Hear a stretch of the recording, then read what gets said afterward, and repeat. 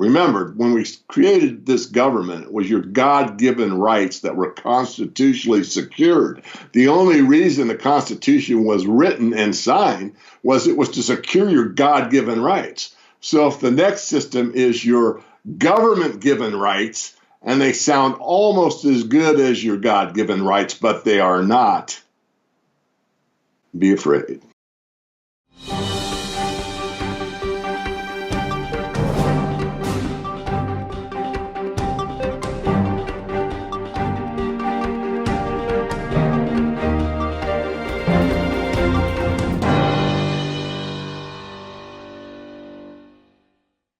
Welcome back to Liberty and Finance. I'm Reluctant Preppers. We're privileged to have this returning guest who has spoken widely at conferences and traveled widely to field sites where he does research on what's going on in the precious metals and mining industry.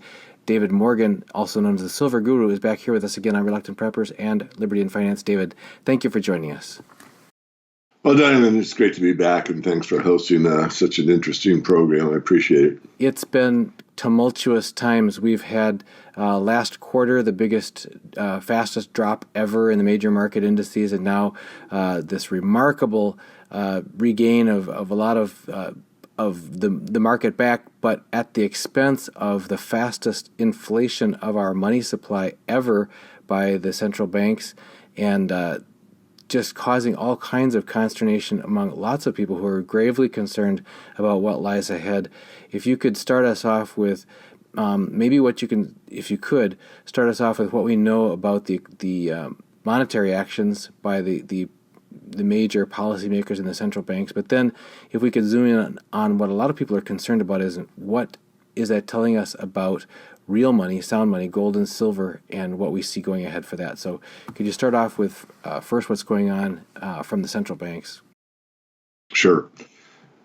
Well, the central bank of all banks really is the BIS, the Bank of International Settlements. That's called the Bankers Bank, and that's sort of superset even of the World Bank and the IMF. But there's a hierarchy in the banking system, so that's all you have to keep in mind. So let's go to the Federal Reserve, which almost everyone's familiar with. The Federal Reserve, its main function is to keep the banks going. It's not to keep the economy going. It's not to lower interest rates to, jack up the economy, which of course it's always talked about doing, but that's not its primary purpose. Its primary purpose is to make sure that the banks don't fail. It's not too much about your business failing, it's about the banks. So having said that, the banks injected enough funding money into the system in April to equal the entire amount of funding money produced for 2019. So think about what I just said.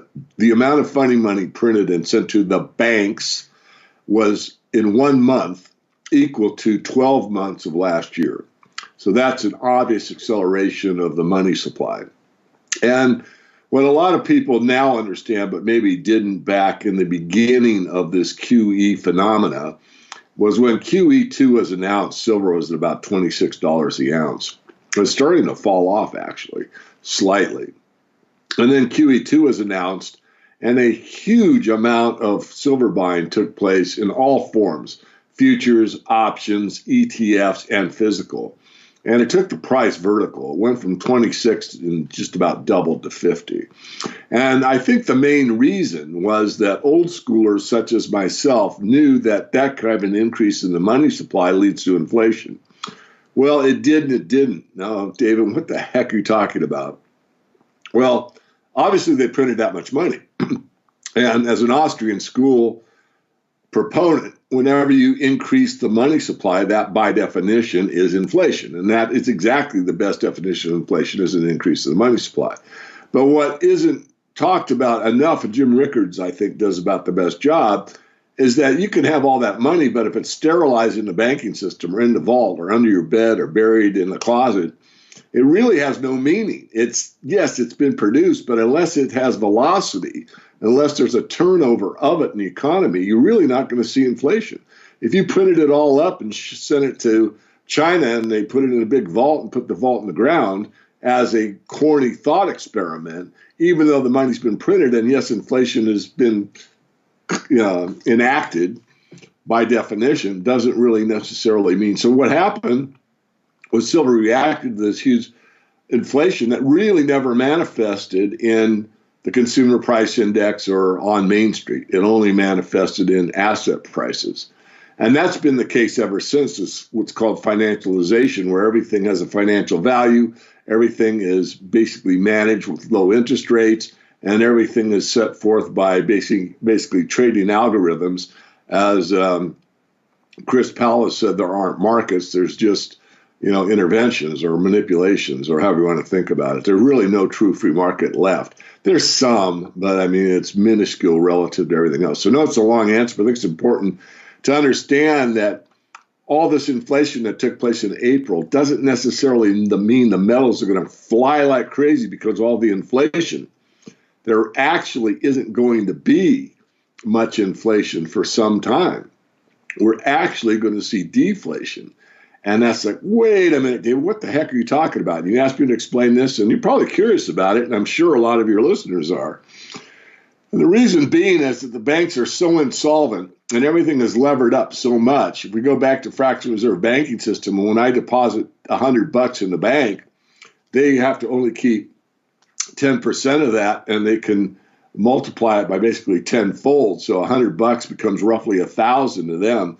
So if they loan out that 1,000 that they created on the fractional reserve system, then that's at 5% earning $50. But the original amount that I put in there was $100, and their interest is 50. So they're getting like 50% on the actual money that was put into the system that they're able to use as a fractional reserve system. So that gives people the general idea of how much leverage there is in the system. And that's just your local bank.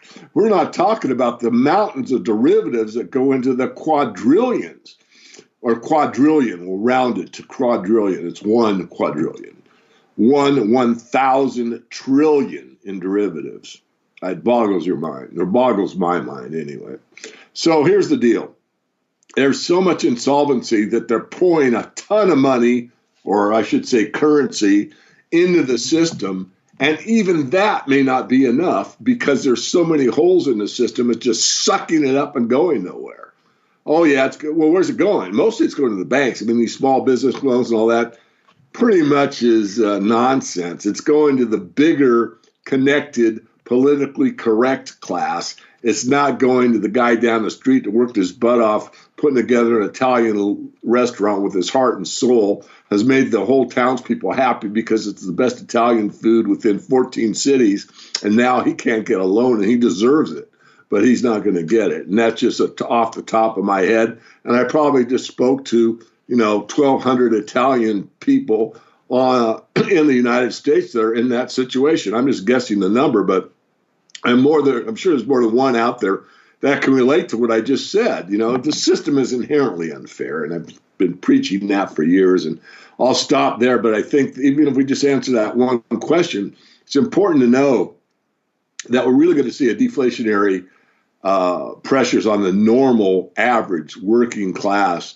of tremendous proportions, where food keeps going up in price. Gas may stay low because the energy system's broken, but food's going to continue to cost more, and your chances of getting that job back are not necessarily all that good.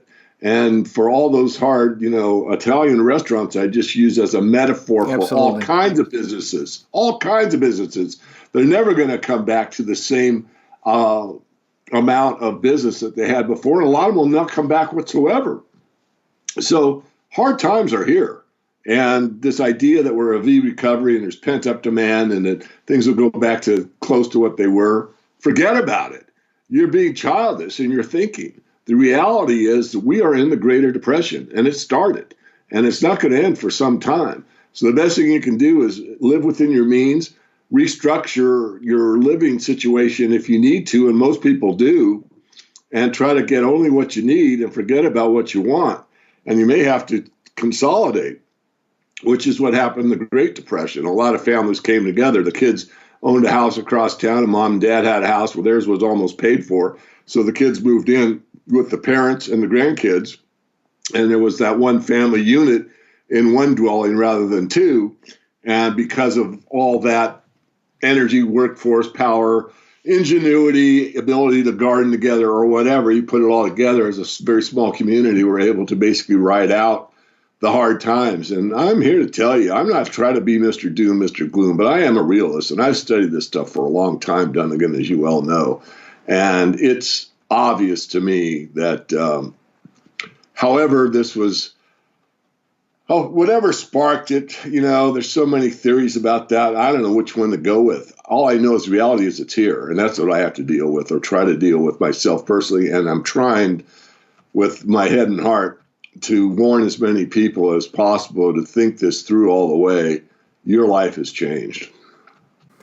A lot of what you talked about rings true for people. They've seen across the country and across the world, but I'll just say within the U.S. for one, not only are more and more layoffs happening and people losing their jobs, then they have trouble paying their mortgages. Their landlords, who may be a small business owner of having some rental properties, now doesn't have the income, or their mortgages are going to get defaulted on, and then you just have this glut of real estate. That's, you mentioned, deflation as far as the devaluing of these assets, and then you've got people who, whether that's VRBO or Airbnb owners and other people, small business people, who've been just absolutely devastated.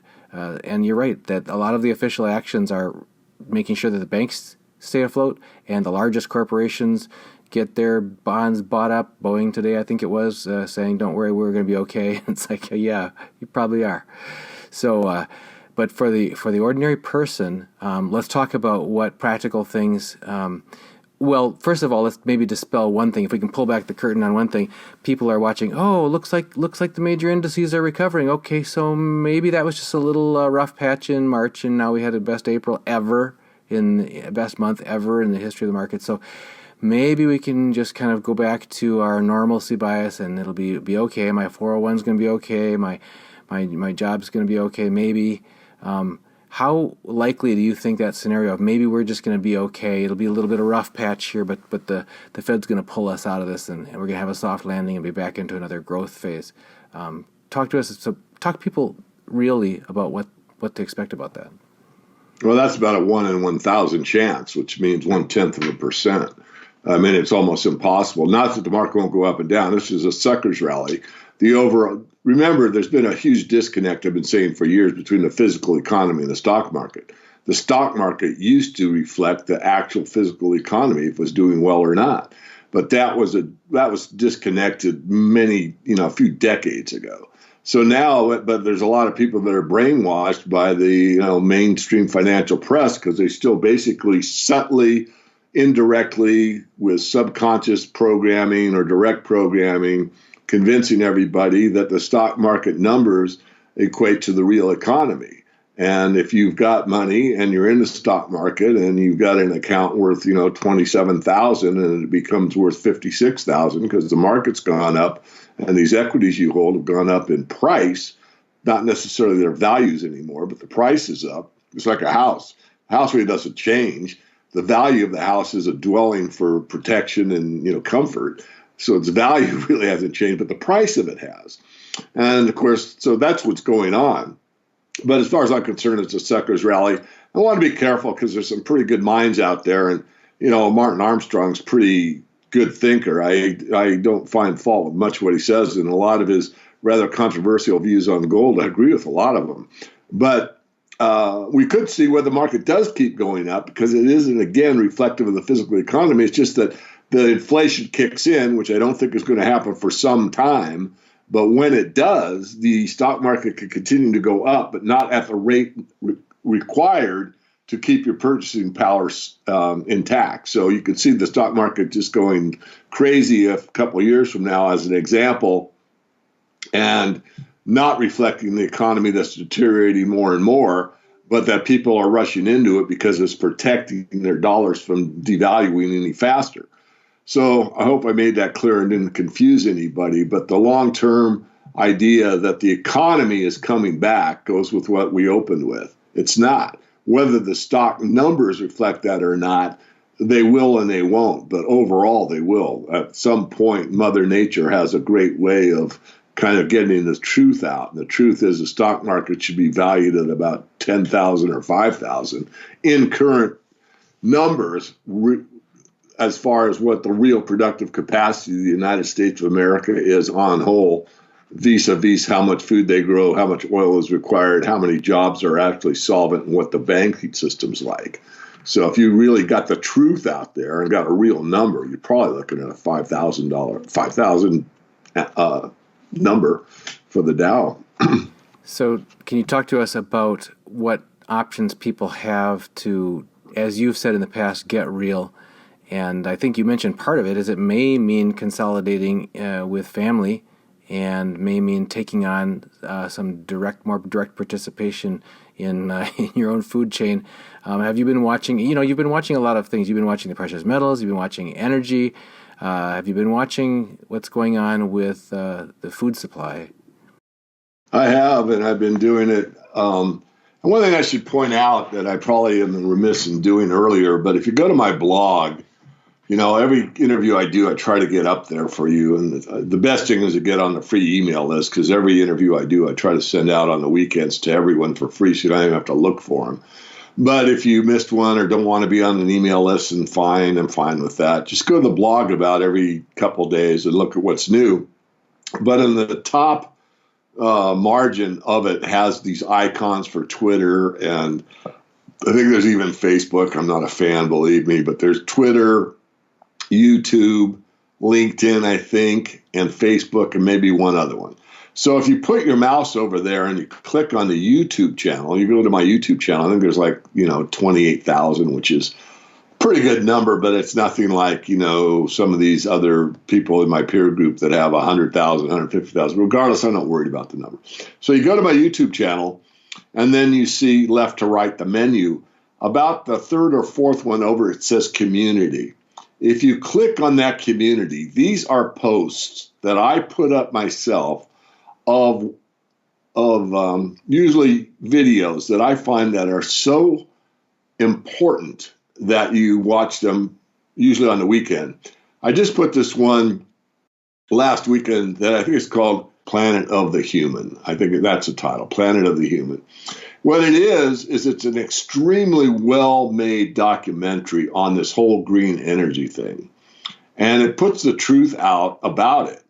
And look, I'm for as much free energy as possible. The higher the amount of energy per capita, it's called energy flux density. I love big words, but the more energy that we can get you for cheap or next to nothing, the higher the societal performance and function and lifestyle for everybody. So if there was such a thing as free energy and everyone could get as much as they needed, we'd have a really buzzing planet, because you could, grow more food, you could, do a lot of things. But the green energy isn't a solution. And I just did my weekly perspective, that is a mini weekly wrap up that I've been doing now for months. And I go into an article that I show that basically is the party line that, this oil thing is coming apart and there's natural gas and coal and bad. Well, maybe it is bad. But even if it's bad, there's nothing better. That's the problem. So if you watch this video, so I just want to point that out. I'm sorry if I digress too far, but look, I care about things. I care about people. I care about the planet. I care about the monetary system, and I care about the crap that you're fed every day by the mainstream media and the censorship that's going on. And I think my voice is just going to keep getting louder, because I'm not going to sit here and take it. I don't have a lot longer to go, and I don't have a death wish.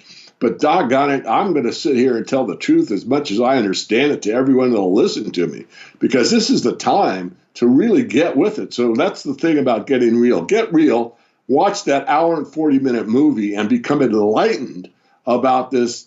I don't want to give it a bad metaphor or a bad adjective, because a lot of these people that are in the green movement are sincere as can be. They're just not, and I'm not trying to be better than being an engineer, but I kind of saw through a lot of this stuff. But now that I have the facts to back me up, I want everyone to get them and make your own decision about how viable this wind and solar and I have solar panels. I don't be a hypocrite. The point being is that it is not a solution.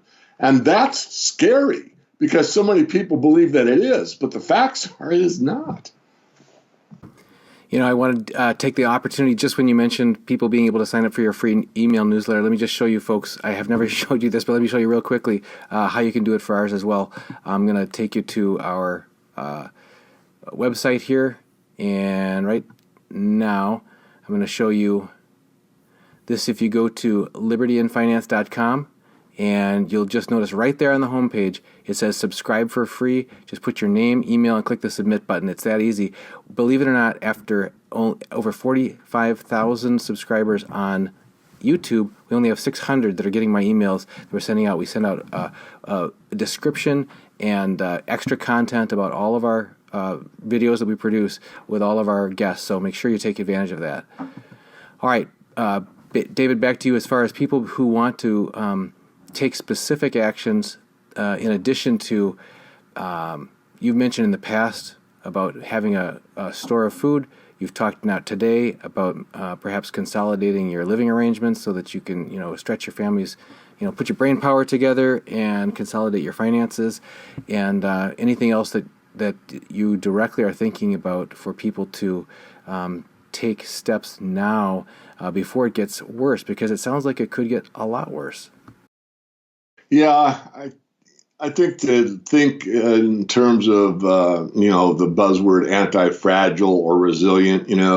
Think of, I don't need a dress shirt. I need more like I think they call them Pendletons. A wool shirt that's going to last for 10 years, not a shirt that's going to last me for a year or two or something.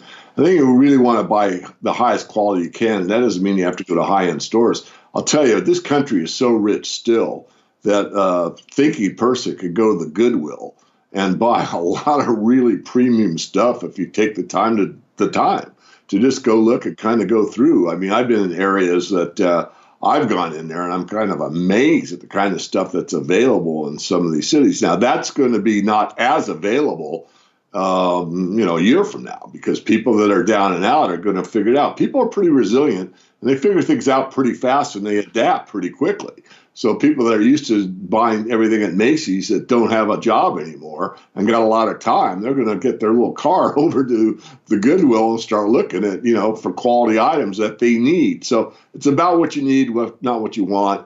And I think the big thing, and I know, I'm an amateur philosopher, I guess, but it's important to keep grounded, and don't deny what the reality is. But you don't have to dwell on it either. You just have to adapt to it. And you're stronger and better than you think. Let me tell you that. I mean, you won the greatest race in the world. I always laugh when I say this. I stole this from a lecture way on, was in the self-improvement category, and it was like, you won the greatest race of all time. You beat out 10 million sperm to become you. You were the strongest one in that race, right? Well, and every person living today is the descendant of countless generations of successful parents who've survived. We are the offspring of survivors, an unbroken chain of survivors all the way back, or we wouldn't be here. So we have a good pedigree to make it, but we've got to be cunning and gritty, as you mentioned. Hey, I noticed we caught you on today's the Friday, May 1st. Sorry though we didn't mention that earlier, but you got a new version of the Morgan Report coming out. What should people look for in that? Yeah, I just finished it, and I wanted to bring it up and just tell people, this isn't a pitch to subscribe. I know that, a lot of your viewers don't have any extra money to put in the markets, and that's fine. But I went out a little extra this month, and I talked a lot about the Antichrist system, and I call it, the mark of the beast does not come from an individual called Antichrist. It's a system. The Bible is very clear about who gives the mark. And it's not a person called Antichrist. There are two different forces that work during the end times, the first beast and the second beast. The first beast, also called the beast of the sea, is the one associated with the Antichrist system. This is the system we have been living under for 100 years or so. It's the all too familiar system of oppression, fear, debt, and slavery. I know this may be a tough idea to swallow when you first read about it. I want you to think it through, because this is very important for the rest of this editorial. It is the second beast of the earth, the false prophet system, which is also called the alliance, and is the one that gives the mark. the beast system that represents hope, wealth, and power to the people.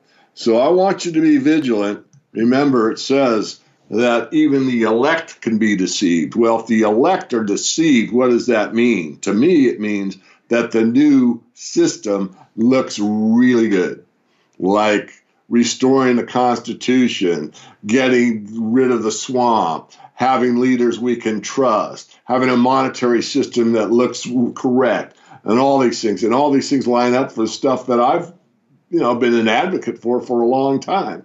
But if it stems from a man, the system stems from a government. If it stems from something that is not, let's say, from the Creator. Remember, when we created this government, it was your God-given rights that were constitutionally secured. The only reason the Constitution was written and signed was it was to secure your God-given rights. So if the next system is your government-given rights, and they sound almost as good as your God-given rights, but they are not, be afraid. Be very afraid. I really appreciate, as always, your joining us here. I know that I had a short time this evening. Glad for working us in. And just thank you for joining us on behalf of all of our viewers here at Liberty and Finance and Reluctant Preppers. And we'll hope to have you back on again real soon. My pleasure. Thank you. If you've decided that now is the right time for you to protect your family's financial future by acquiring physical precious metals, gold and silver, I'm delighted to let you know that I have now become a licensed dealer's representative for Miles Franklin, one of the oldest and most trusted names in bullion dealerships.